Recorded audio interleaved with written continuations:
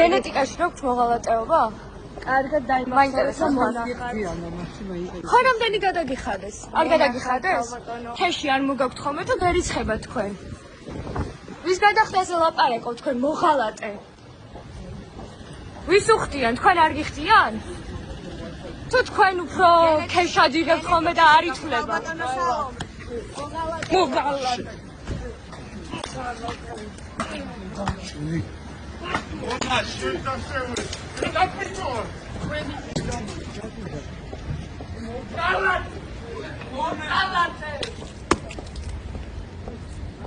მონა ხარ მონა და ესე გარბის მონა ზოგადად.